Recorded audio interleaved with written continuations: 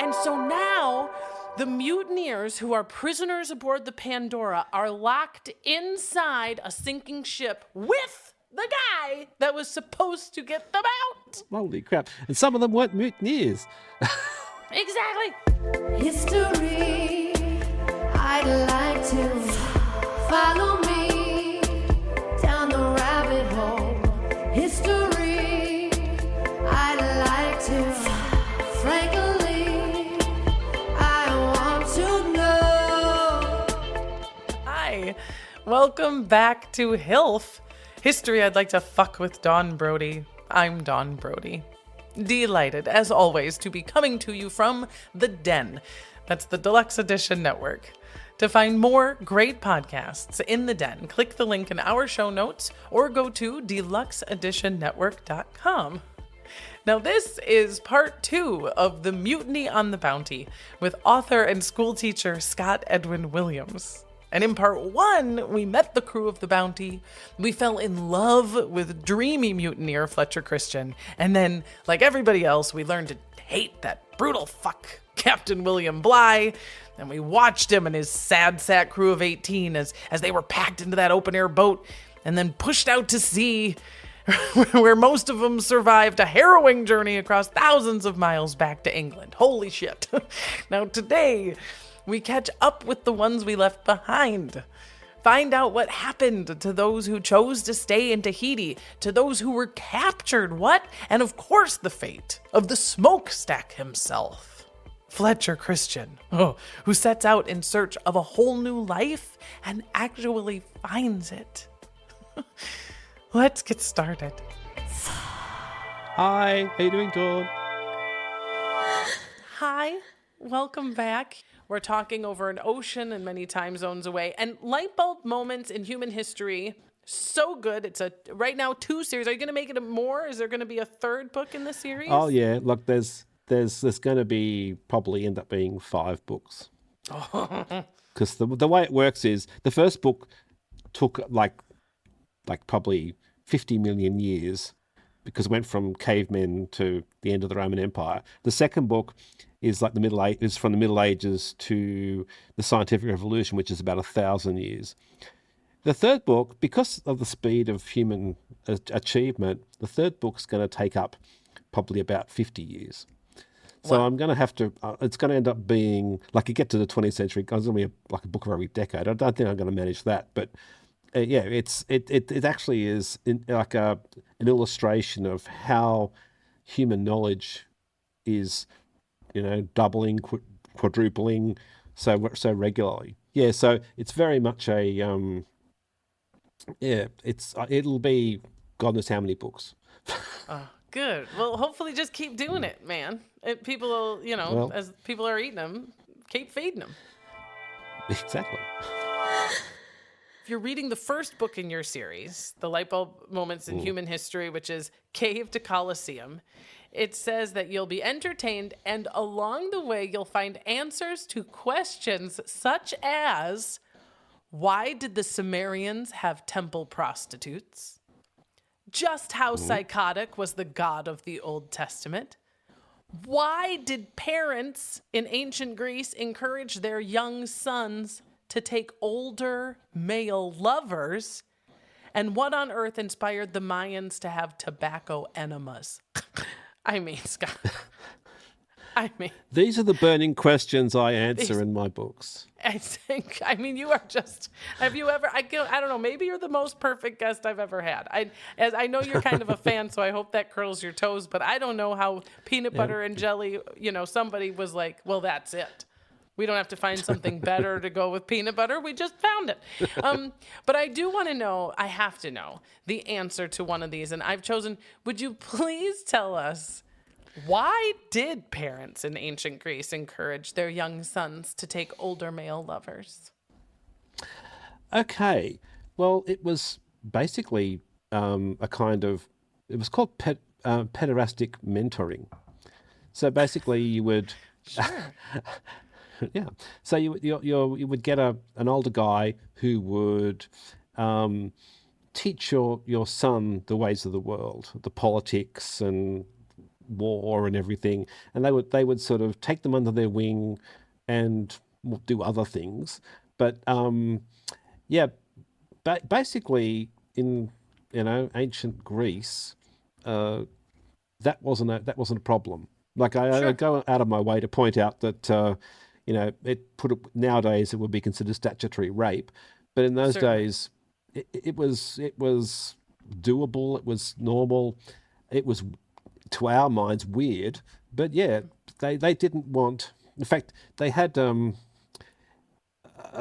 slave. The parents would give their son a slave. They called the pedagogos, I think. I can't pronounce it correctly. But basically, this slave, his job was to fend off all the lecherous men who weren't quite of the right caliber to be the sort of older boyfriend. Sure. That was so that they was their sort job. of swiped left. Basically. on their behalf. Yeah. So that was the Wow. thing. Wow. It's fascinating. There's so much about sexualized power relationships throughout history that are amazing. And especially when you go back to be like, well, this is the culture for which we are getting all of our best political ideas about democracy and such.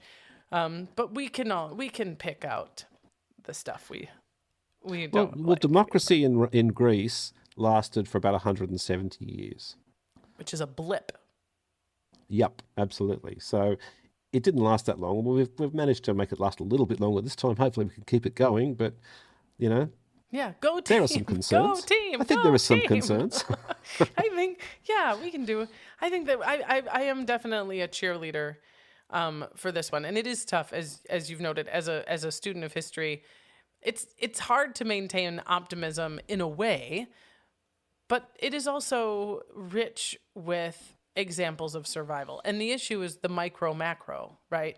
You talk about big history in your book and how it's sort of a recent thing that we've been able to sort of back way up and widen our lens out and be like, well, let's trace what happened from like colonization to contemporary American politics.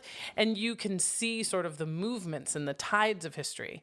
And that is incredibly useful. But I think it would be a mistake for people who say that's the only thing we should be looking at. Let's ignore the minutia because these big swells are the ones we should be thinking about. And we shouldn't do that if for no other reason than, of course, our human lifespans are the minutia. And that's always going to be the great irony, All the history you want to fuck is the minutia.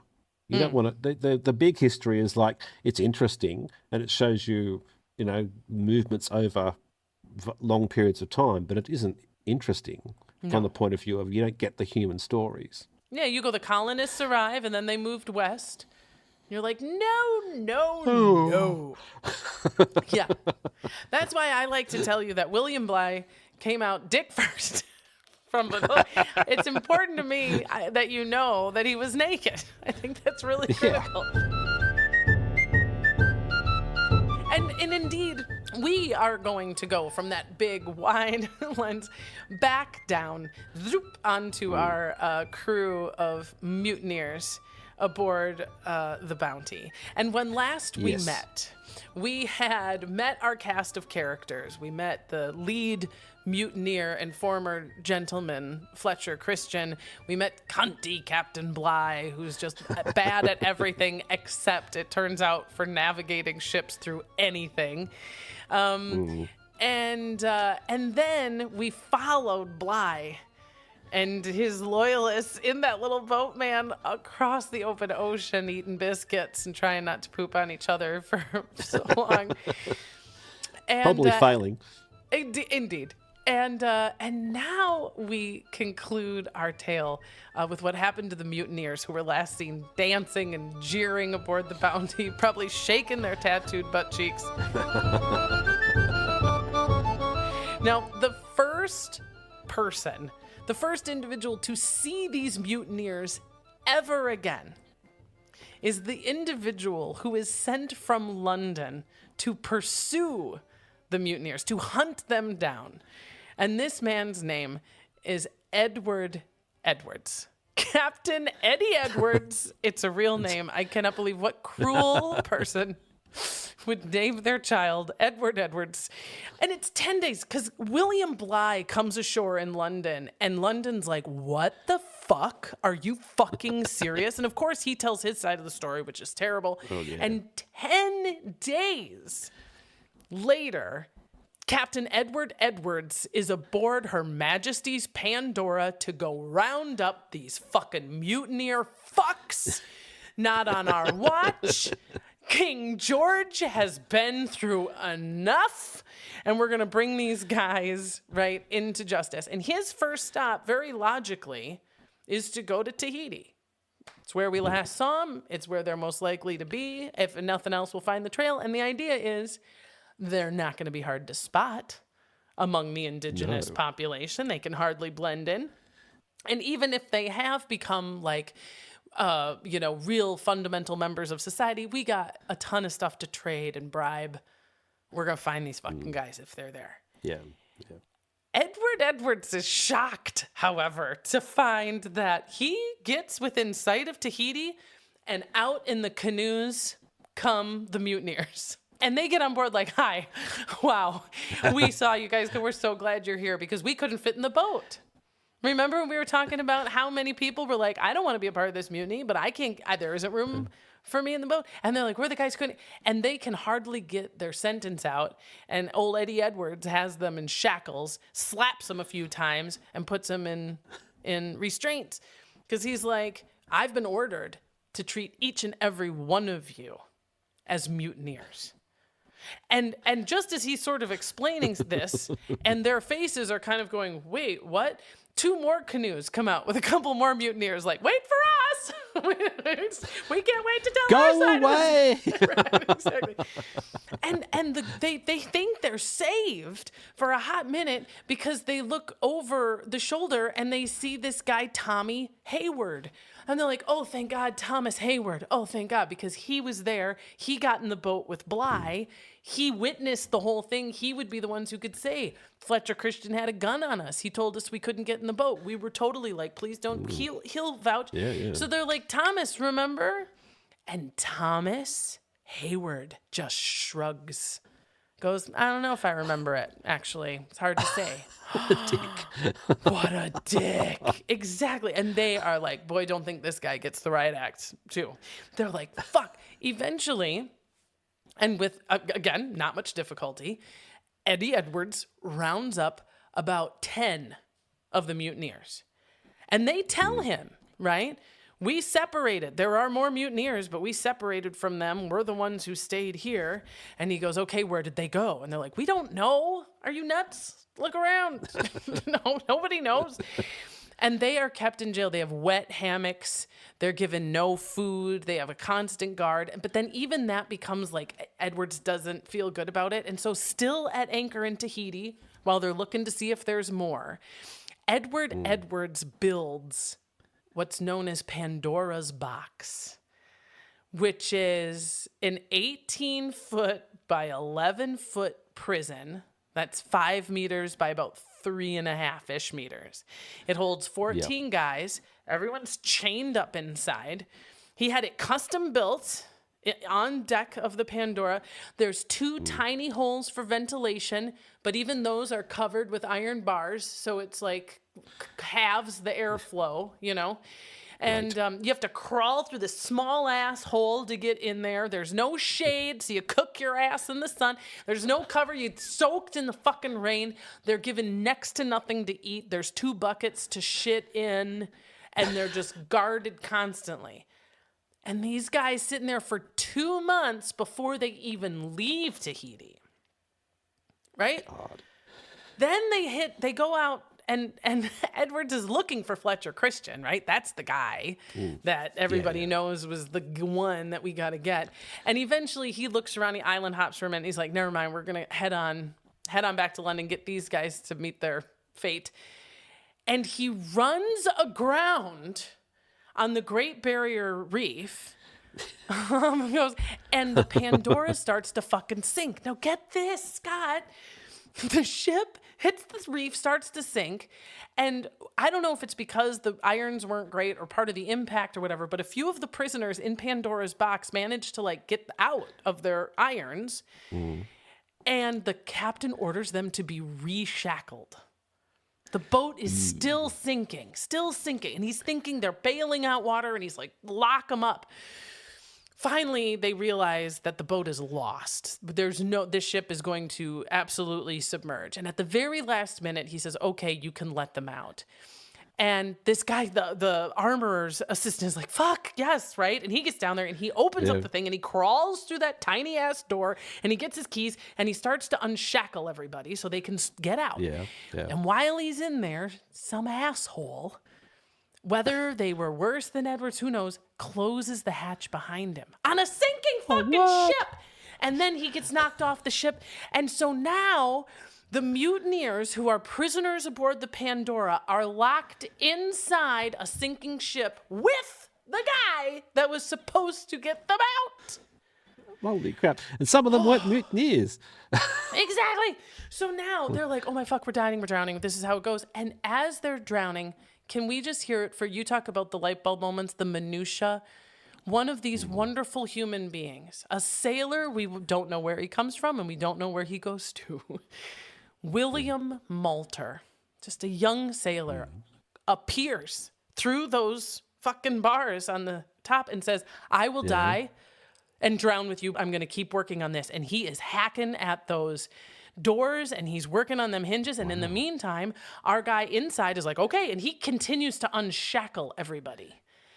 And in an incredibly dramatic moment, just as Pandora is about to completely submerge, William Moulter gets the hatch hacked off and the mutineers are able to jump to freedom in the water. Oh, holy fuck. Now, that doesn't make any of the movies. Well, actually, I think that the 1935 movie, they don't have Edwards. They say Captain Bligh's come back to do it. So, in the movie. So you know what's fascinating is not only does Captain Bligh have nothing to do with this rounding up of the mutineers, he is presently at this same time on the second breadfruit expedition, because probably to make up for the fact that this was totally not his fault and you're totally a great captain and the Admiralty has complete faith in you. They did pretty much turn him around. You're a great guy. You're a great guy. Get on out there and get that breadfruit, though, for real, because we need it. But after the Pandora crashes on the Great Barrier Reef, and they all manage to get themselves to shore, Captain Edwards does a head count and realizes that he has lost 35 of his men, and 4 of the prisoners are also dead. One of them didn't quite get out of his shackles in time, and a couple other drowned. But that means that there's 6 of them still alive, and Eddie Edwards, doubles down, ties him up, leaves him out in the hot sun on that beach, doesn't give him anything to drink. He kind of seems like people are like, he's like blaming the whole thing on them. And now he's got, ironically, the same pickle that our guy William Bligh had, which he's got to tow his ass up the coast north over the little doohickey on the north of Australia, and then get his tookus up to Timor to Cape York, that's called. Cape York. The little nipple on the top of your country, I'm sure you're and get up there to Timor and catch a Dutch Indian. We get it. We've seen this. And the hilarious thing is that for that cunt Hayward, it's the second time he's done it. He was with. It's like Groundhog Day. Yeah, Captain Shrugs a lot is all of a sudden like, oh my God, maybe it's me. But they finally get, and there's all this horse shit. They aren't given any quills, and finally they get to, like, someone cares about their humanity and something like justice. So lawyers come out, and they're able to get pens and paper, and they're able to write down their side of things. And eventually, and don't forget, Eddie Edwards has to be court-martialed and answer for what the fuck happened to Pandora, because pretty much everyone agrees that he fucked that up, that was on him. But he's acquitted, of course, because that would be embarrassing for the Admiralty. But we've got now these 10, we've got now these 10 mutineers that survived to come home for justice. Okay. And at the end of what amazing trial, very exciting. 2 of them are found guilty but pardoned by King George III. 4 of them are just fully acquitted, including our blind fiddler, Byrne. Well, thank God for that. Yes. He was like, I mean, I don't think I helped with the mutiny. I can't be certain I did. I don't think so. I didn't mean to. And then there were, one guy was convicted, but his conviction is discharged because of a technical irregularity. I wish I could tell you more about that. I don't know.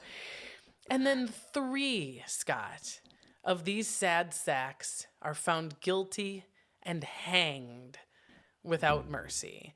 Ellison, Burkitt, and Millwood. And they got them a Royal Navy hanging, which is special because they don't, there's no short drop with a quick stop. Oh, okay. There's no drop. They basically hoist you up. And the idea is that they watch a long, prolonged choking that is meant to make you suffer and make the people watching go, ooh, whatever he did, I'm never going to do that. No way. Absolutely not. Bloody hell. Bloody hell. Right. So now it's done. So these mutineers are dead.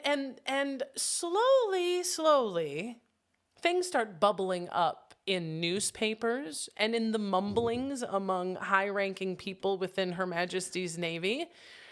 Because a lot of these officers are, like Fletcher Christian, respected gentlemen whose word is taken to be truth, whose parents are advocating for them in very powerful circles. And they start to dish and they start to say, oh, here's why the mutiny happened. Bligh sucks. Fletcher Christian shouldn't have done it, but it was not all of his fault.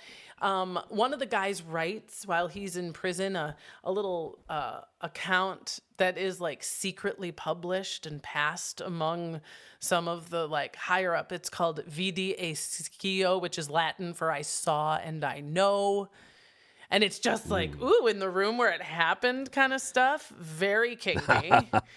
Well, before all this, before on their way back, Bligh had rushed his version into publication. Which is why when he comes back after all of this stuff, he kind of steps back on shore in London and is like, I feel it's chilly. I feel like everyone is looking at me a little bit different than they were looking at me You when I used left. to love me, and now... Right. And he, of course, immediately is like, oh, please, of course they're saying that it was me because they are trying to save their own lives. They're trying to preserve their dignity. And the argument, the most apparent argument then and now, is that if any of these mutineers in London at the time wanted to save their lives, the one and only quick way to do that would be to throw Fletcher Christian under the bus. To be like, yeah, I wouldn't have done anything. Fletcher Christian put a gun to my head and said, if I didn't do it, he'd shoot me in the head. And that would make it a lot better for you. But they actually, during trial, were like, yeah, it was totally Fletcher Christian's fault, but he was having like the worst time. He was under a lot of stress. When I look at it from just like a governmental position, and I know that this is part of the reason why monarchies are a bad idea. But we have these 10 mutineers. 10 of them are arrested in Tahiti, imprisoned, wrecked in Pandora, brought back to London for trial. 3 are put to death, and 7 more continue to pay taxes. Like, does that seem like why? Like, what the expense and the effort and the manpower that Her Majesty's Navy exercised in order to punish. Because you've got to remember that sailing to the other side of the world then was like a moonshot. I mean, you didn't do that lightly. It was expensive and it was a long time, and a lot of drama involved. To send somebody out, that would have cost a fortune to provision that ship, put a ship out there, the Pandora, I mean. It's insane. So, like, it is. I mean, you think about it, like, if NASA spent everything they spend on a launch to get 10 guys to go up to the International Space Station Yeah. and arrest a guy for cheating at cards with the Russians.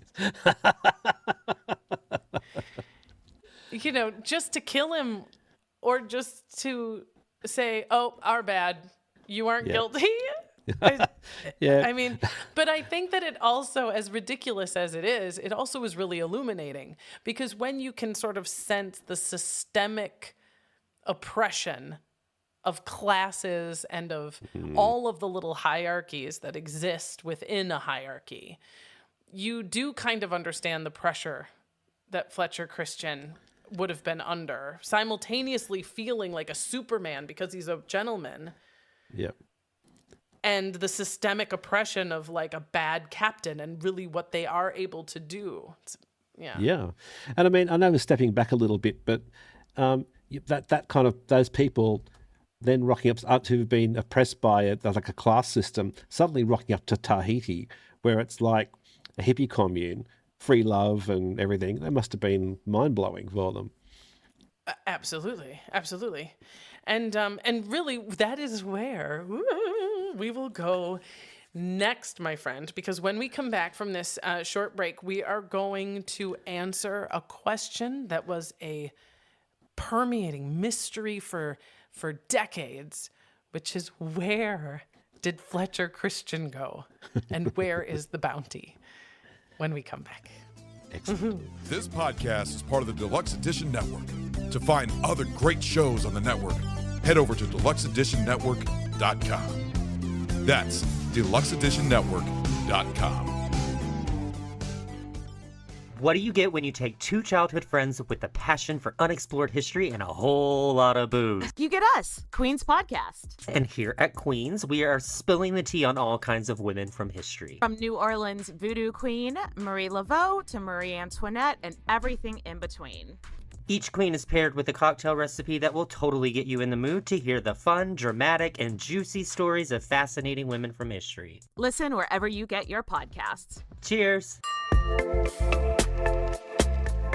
Well, shipmates, before we go in search of Fletcher Christian, a moment please to recognize my treasured crew, my patrons, who, unlike that of the bounty, are whipped only when they've truly pleased the captain.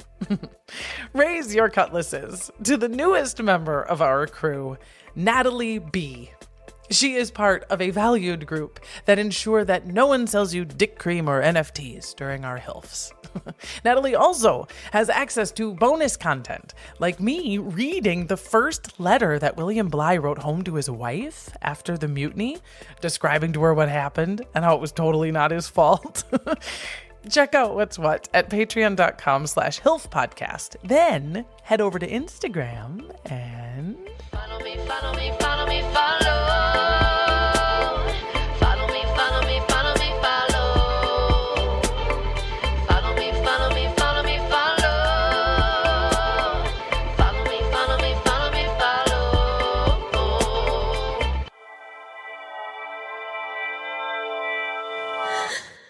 I like that you put booze in your coffee. I think it's the yin yang all in one. Well, I don't normally do that, I have to say, but in this case, I felt like it didn't feel right to do a HILF without drinking something. Where we left off with our mutineers, because we already fucked the ones who were captured by Edwards and the Pandora. Yep. And when those mutineers had canoed out to him with that rosy optimism, right? They said to him, truthfully, we do not know where the other mutineers are, right? We split with them. There's about 12 other guys, including Fletcher Christian, and we have not seen them in about 2.5 years. We can't tell you. But we know, you and I now know, about not only the time that all of the mutineers spent together before they split, but then what happened to Fletcher Christian and the mutineers that followed him. So we had talked a little bit about how there's that moment of like intaking breath after Bligh disappears from sight, and they're just like, okay, And now what are we going to do? And now not what all are of we them- going to do? Right. And not all of them were happy with the situation. There were a lot of very reluctant folks on board who were like, "Fucking great! Now what are we gonna do?" and our guy Fletcher Christian starts a very democratic, very American, voting, egalitarian way of doing things aboard the Bounty. One of the very first things is, and also this is very common aboard pirate ships. I am not your captain. We are voting. Everybody has a vote here. And one of the ways that they sort of visually emphasize that is Fletcher Christian has a bunch of the sails made into uniforms. And one of the first things that these uniforms give them is comfort. They're able to actually move around and they don't stink and they feel better. And they are, per the name, uniform. They are all the same. Yeah. It just reinforces that we all sleep the same, we eat the same. They took everything that was left behind and divided it equally among everybody who was there, whether they had participated in the mutiny or not. And they throw all the breadfruit overboard. Fuck this stuff. Right? Because screw that shit. Fuck this stuff. We haven't been sleeping. We haven't been able to stretch our legs because of these goddamn plants. You can't even smoke this. What are we doing? And the next section in their adventure, I call Taboo. He said, she said. It's a terrible joke. You have very clever titles of your chapters, and I was trying to be adorable, but I don't think it works. This is the island of Tubwai, and Tubwai is the first visible, kind of closest island, and they're not going to go directly back to Tahiti because they're obviously not afraid of being caught by the English yet, but the Tahitians were friendly with Bligh.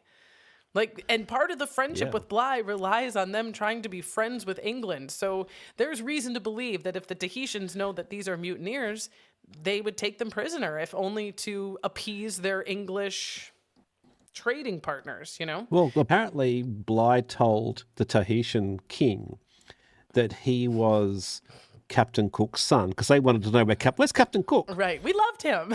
Bligh didn't want to tell him that Captain Cook had been killed in Hawaii. So he said, "Oh, Captain Cook, he couldn't come, but I'm his son, and I'm here to sort of, you know." Yeah, he said he remembered you and that you were his favorite. Yeah.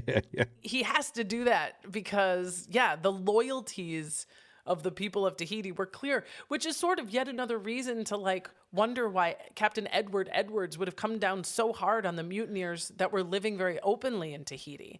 Because part of the reason why they were able to do that is because they had made it clear we weren't a part of it. We were the guys who didn't want to do that, you know? But Fletcher Christian knows better. He knows that by any way you slice it, this one's on me, girl. And the ones who are with me have figured out which line in the sand they're on. So we can't go to Tahiti. So they go to the island of Tubwai. And the Tubwai is a little bit like the volcano island where they're like, pass, hard pass. We know what happens when you white pricks come aboard. It is bad. It is all bad. It's absolutely not. And they are stoning them and they're saying no. But for some reason, Fletcher Christian really has a hard-on for Tubwai.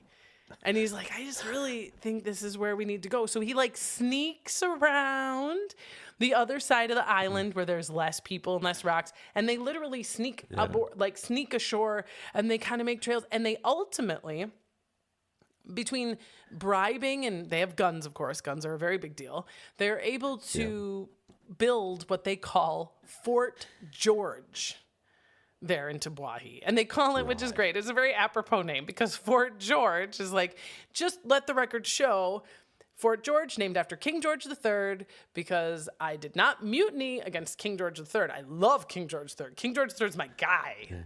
He's a great guy. I mutinied against William Bligh. Everybody write that down. Fort George. I love the king, you know. He's the asshole. That's right.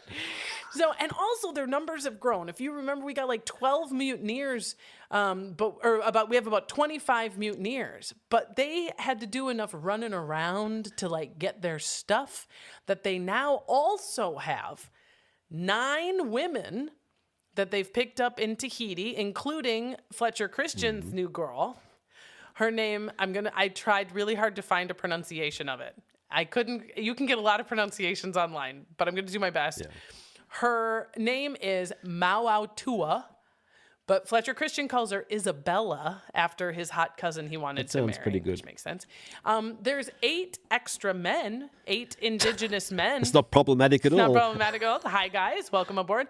And then 10, quote, adventurous and energetic boys. Yes. And after they set sail from Tahiti on their way to Wow. build Fort George in Tabui, they realize that they also have a stowaway, a young teenage Chief Hiti Hiti from Bora Bora. Which, that means that we now have Captain Edward Edwards Okay. and Chief Hiti Hiti from Bora Bora. I'm just saying, if it's like, there's an echo in here. And this kid, apparently he does this. He's young. He had traveled for a while with Captain Cook. He liked to sneak aboard the ships of these Europeans and tag along as long as he could. And he had asked Fletcher Christian if he could come, and he was like, no. And so he hid aboard, and now he's going to Djibouti. So they build Fort George, and they try, Fletcher Christian and the mutineers, to make life on Tabwahi. They got the thing, and they build a moat, right? But there are several problems with Tabwahi, okay? That's what you want. Exactly. Here's a problem. One is, and this is serious, the mosquitoes are the worst. And the mosquitoes come out at night. And it turns out there's a reason why the inhabitants of this island didn't set up fucking shop on that side. And it's because there's just too many goddamn bugs. The mosquitoes are killer, right? The other problem with Tabwahi and where they have built Fort George is that the people in general, even the ones who aren't trying to kill them, are kind of unhygienic compared to the European standards. They don't bathe a lot, and it's kind of gross. Okay. Now, that doesn't mean you don't want to fuck the women. And good news, the women of Tabwahi are absolutely down with fucking.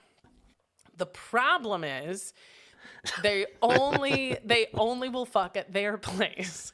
These Tabwahi women will not come to Fort George. They won't live with us. They won't be our women like the women in Tahiti were, right? I don't get to wake up with her. Come on, right? And finally, after getting attacked and they have all of this violence, Fletcher Christian and the indigenous people he's gotten so far and the mutineers are like, I think we should go. I think there's a lot of islands around here. Some are going to be better, some are worse. But like Tabwa sucks.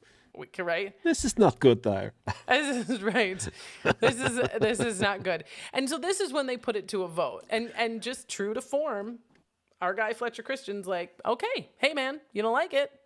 I'm gonna go. I'm definitely leaving, and I'm gonna take Bounty with me.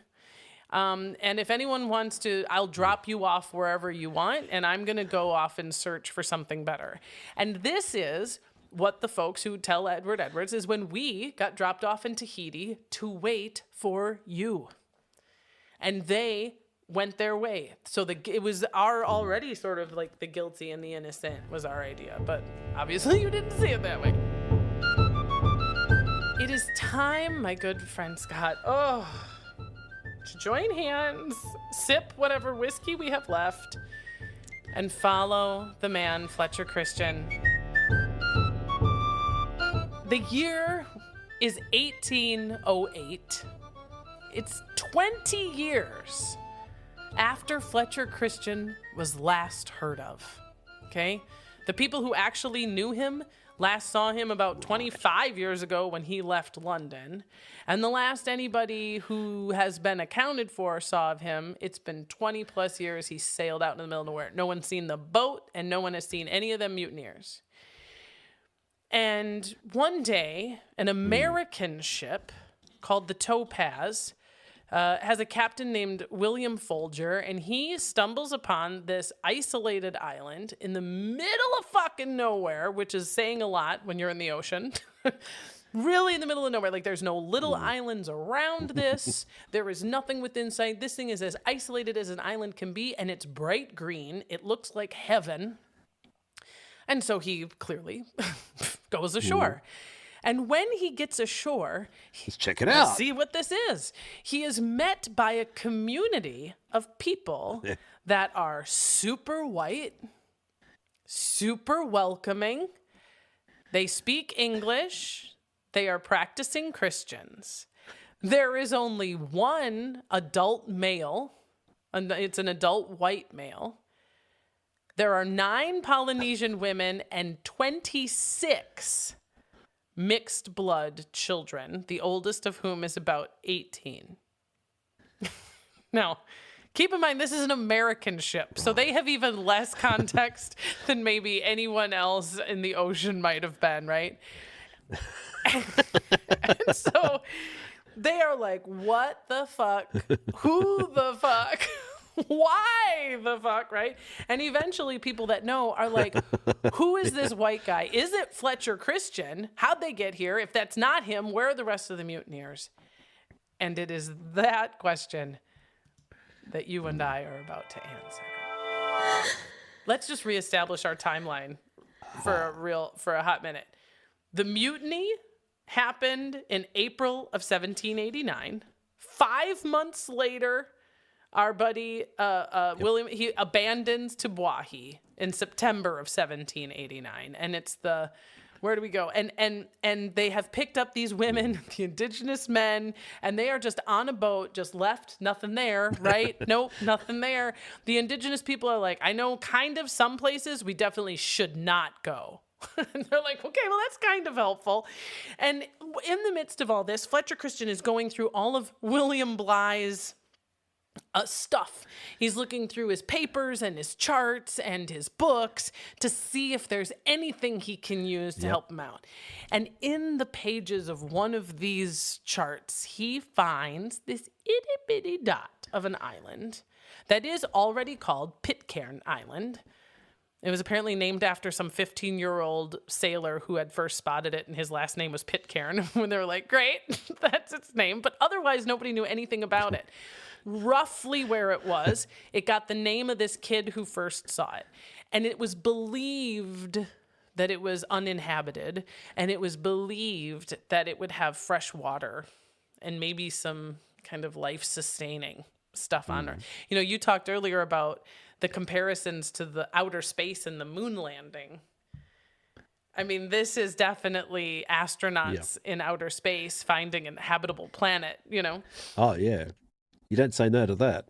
You don't, you don't say no to that. So he's like, okay, everybody, this is where we're going to go. Everybody in. And they're like, well, I guess, you know. So he does essentially a zigzag pattern.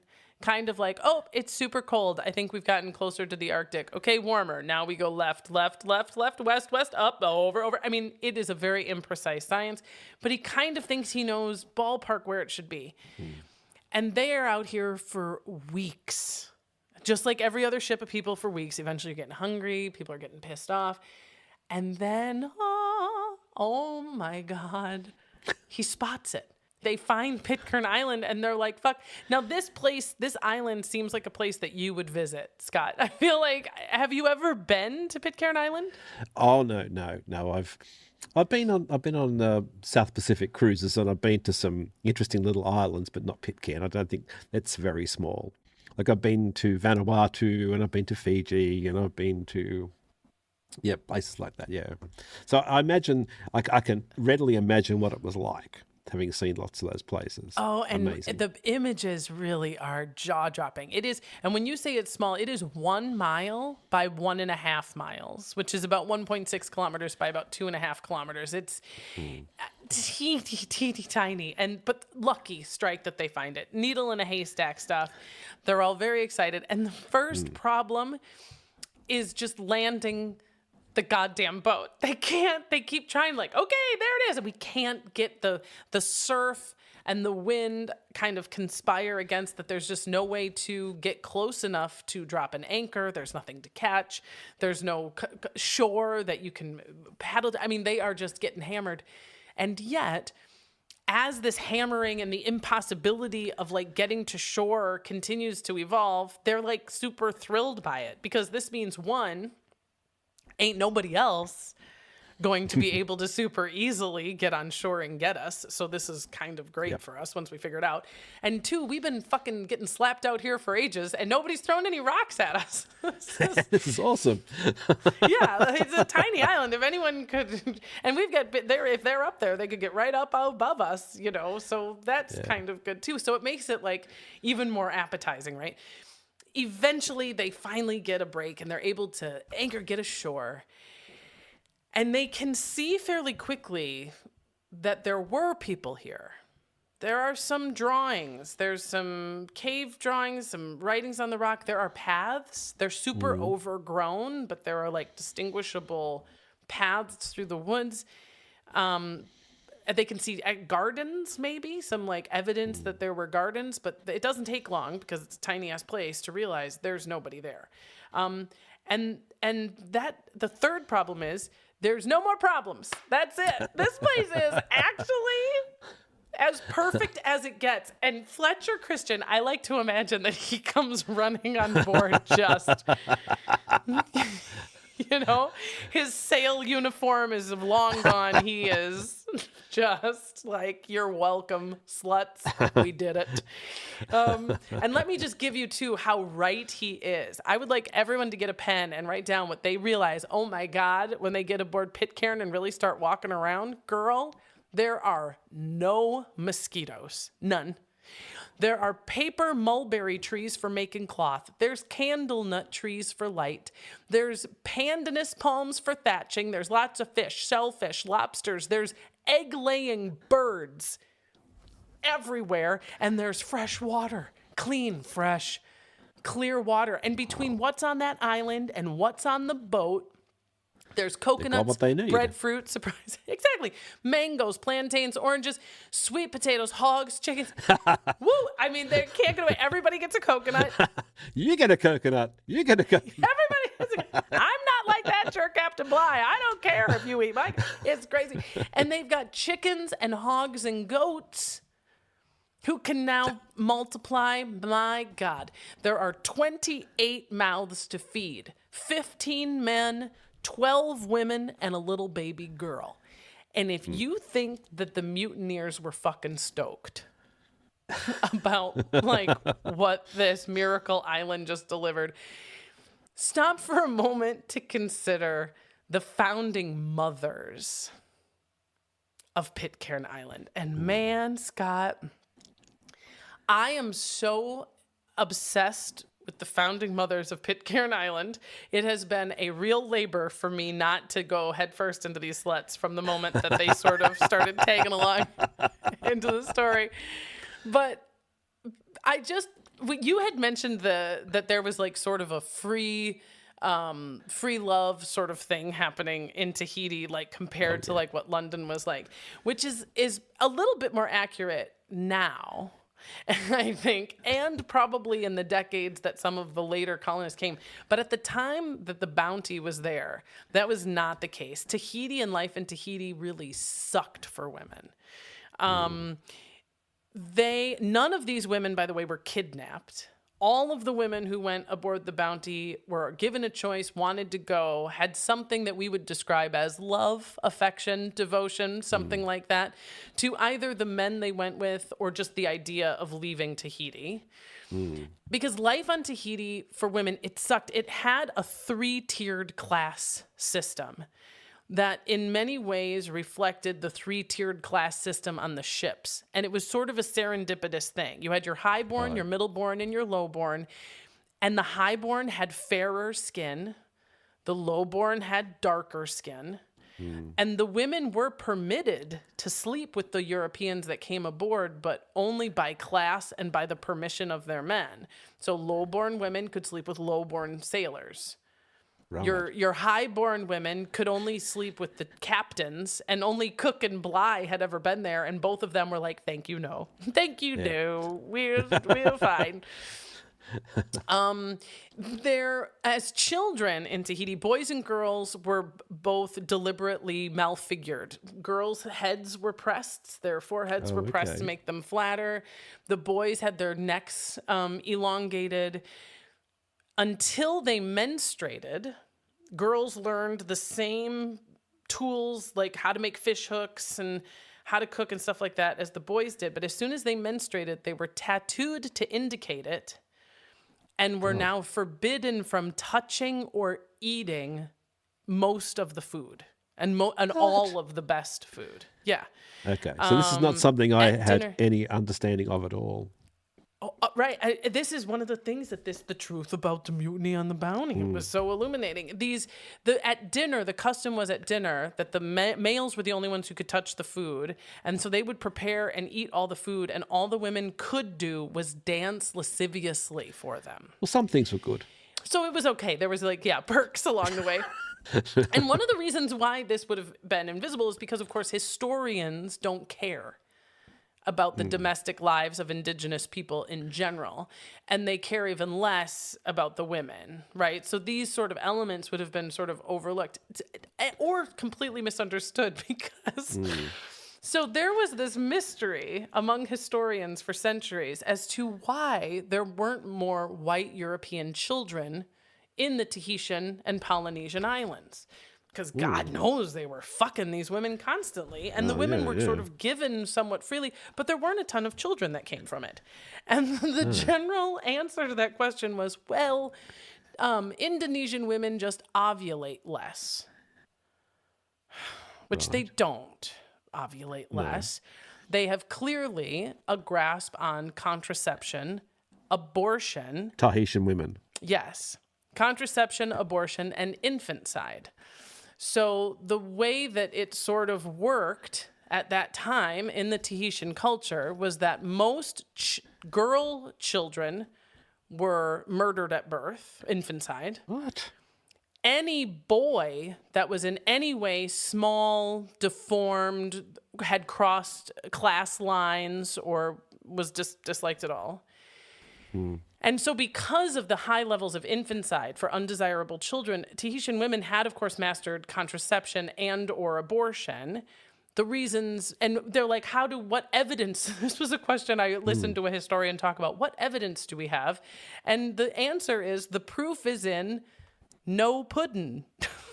Yeah. When you think about, that's the proof. There's no pudding. First of all, if a woman had a girl, and let's just say the girl lived, you as a mother in Tahiti were sort of enslaved to your girl children because you were the only one who could touch or prepare their food. They had to get all of their food only from you, so it became this crazy. Until they were married, they depended entirely on you, and of course, you had to do all this other stuff. All of this to say, and it's of note, what proof do we have that these women were good at contraception and abortion was that they were aboard the Bounty with 12 women for 8 months, and no one got pregnant or had a baby. God. When they arrive on the island of Pitcairn, 10 months later, the first baby is born. And what do you know? It's the son of Fletcher Christian, the boss. So the boss and his wife have the first baby. All of this, again, you just kind of go. So keeping that in mind, knowing what you just learned about how Tahitian women's life has changed when they got on board with the mutineers.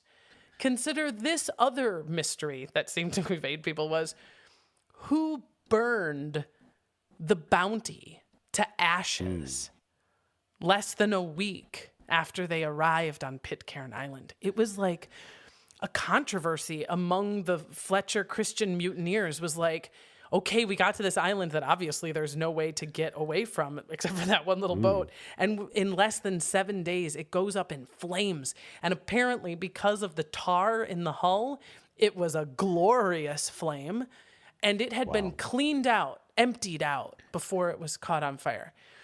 And everybody blamed this guy Quintal. He seemed like a real kind of live wire, and he didn't want to leave. And there was murmurings. It must have been him, but he denied it. No one ever figured it out. And again, this historian was like, it seems obvious to me that it was the women because Fletcher Christian had said, all right, everybody's here and good. I'm going to go. I'm going to take the Bounty and I'm going to go back to England, turn myself in because I've got a bit of a guilty conscience. And then that way they'll stop hunting you guys down. And I think that the women were like, no, if you leave. That's not happening, Fletcher. Right. Anyway, it is, a mystery. And they have all these babies. People are having babies. But of course, I told you that list of things that are perfect about Pitcairn. Right. I mean, oh my God, no mosquitoes. You could have stopped there. No mosquitoes, fresh water, and all these women. Like, come on. The problem one is, yes, this is still a democracy. And yes, they still stick to that voting stuff, but only for the white guys. Real fast. Yeah. These 6 pound, the men, even the high-born indigenous men are given no land and are forced into servitude to the whites and have no they're basically vote. enslaved. Yeah. Quickly. Problem two is that even among the white guys, a lot of these white guys, they went from like, I will never have anything ever to I am a landed gentry on an island. They don't need Fletcher Christian's protection anymore. And the kind of natural erosion of like, you have more than I have, you have a better plot than I have, starts to take hold. And then the third one, the huge one, the linchpin, is that if you did a head count, man, when I told you it was on board, there aren't enough women for everyone. No. And the women prefer the white men. Remember that social structure that they came from is still sort of caught in their teeth. And it is of note that they have no children with the Polynesian men. None of them do, even if they are lovers or domestic, share domestic houses with these men or whatever. Yeah. And eventually, of course, between these like perpetual celibate enslavement just doesn't feel quite like the paradise island that we were sold on. Yeah. It's not going to cut it for these guys. Yeah, exactly. They rise up. And if you can believe it, in a mutiny against the Europeans on what is called Massacre Day. It's nuts, man. All the women happen to be out gathering eggs. Except for Mauautua, which is Fletcher Christian's wife. She is not gathering eggs because she's having a baby in their hut. And Fletcher Christian is right outside the hut pulling up roots from a tree. And one of the indigenous guys goes to Mills, one of the white Europeans, and asks, in what is a reflection of the mutiny, can I have a gun? I need it to go shoot a pig for our dinner. I just want to make you the best dinner possible. You're going to love this. And somehow he misses out on that. Actually, what's crazy is he gives him the gun, and the guy actually goes to the next landowner and kills that guy, and then gets his enslaved people to come with him. And I mean, they attack quickly. They slaughter almost all of the white European men that day, including Fletcher Christian, who is shot in the back and then hit about his head with axes. He apparently doesn't die immediately because one of the other guys hears the moaning and thinks it's the moaning of his wife going into labor. Oh, right. One of the guys who survives is named John Adams, and another guy named Young, and it's believed that they were spared. They were tipped off by the women because they were both hiding and not where they were supposed to be, and okay. They were the nicest guys. They were the least violent. They never hit anybody when they were drunk. They were like the sweetest, gentlest guys, which, take that for natural selection. You know what I mean? The women were like, we want to keep the nice guys and I want you to kill all the warriors. That would be great. Exactly. And, the families keep growing until that 1808 arrival of the American ship that finally got filled in. And, I was thinking about this, like, what is the moral? And, like, on the one hand, I feel like because Fletcher Christian ultimately dies as the result of the uprising of unhappy men who are being treated unjustly, I kind of feel like you could look at this whole thing and be like, it's a live by the sword, die by the sword kind of moral, Yeah. But at the same time, within a year of that bloody massacre, they had achieved a real peace on that island. One of the ways that the women did it was that anytime the guys got nuts or violent or mean, they would take all of their kids and just disappear up into the hills where they couldn't find them. And the men would be like, God damn it. Fuck. It's not, it's not like a cruise ship comes in every couple weeks. We have nothing to. And when the British, eventually they are recognized as an autonomous area, and some of the first women on planet Earth, Scott, to have the right to vote and a compulsory education for women and girls was the women of Pitcairn Island. So maybe the lesson is mutinies do work. Just in a roundabout way. Or, if you can't be a mutineer, definitely fuck one. Yeah. And then the real irony at the end of all this, the thing that had me on my feet, they get the breadfruit eventually through a bunch of other captains, including Captain Bligh. They get the goddamn breadfruit to the Caribbean. Oh, God.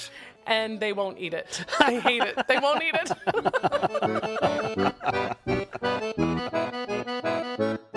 That was the HILFing of the Mutiny on the Bounty. Scott, it has been a joy. I've had a ball. Thank you so much.